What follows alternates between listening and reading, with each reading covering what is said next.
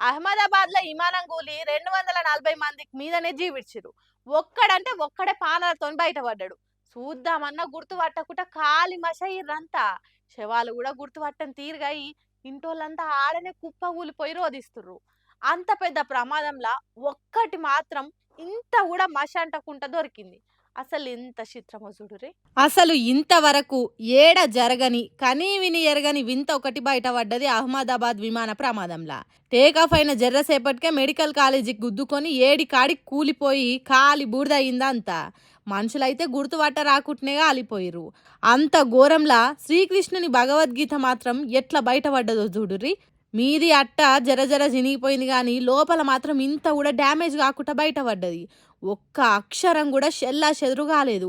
ఎంతటి వింతనో కదా. దీన్ని చూసిన ప్రతి ఒక్కరు అవాక్కైతురు. ఇప్పుడు మనుషులు అసొంటోలే చర్మం గాలిపోయి పానాలు ఇడ్చిర్రు. అసొంటిది కాగితాల బుక్కుకు ఏం కాలేదంటే ఏమనుకోవాలి? దీన్ని ఎట్లా ఆలోచన చేయాలి? దేవుని సృష్టిలా ఎన్నో వింతలు చూసినాం కానీ ఇసొంటి వింతను చూస్తామని కలలు కూడా ఊహించలే. ఆ భగవద్గీతకు ఏం కానట్టే అందులున్న మనుషులకు కనీసం చిన్న పిల్లలైన పానాలతో బయటపడితే అయిపో దేవుడా, జర్రంతనైనా జాలి చూపియాలనిపించలేదా నీకు అని కుత్కెలు గూలవడంగా ఏడుస్తుర్రు చచ్చిపోయిన వాళ్ళ ఇంటోళ్ళు. మరి ఈ ప్రమాదం ఎట్లయిందో అనేది బయట పెట్టినాకనే అస్సలు నిజాలు తెలుస్తాయి. ఇక అదే పని మీద ఉన్నారట ఆఫీసర్లు కూడా. ఇక ప్రమాదం గురించి అస్సలు నిజాలు ముందు ముందే బయటపడతాయి.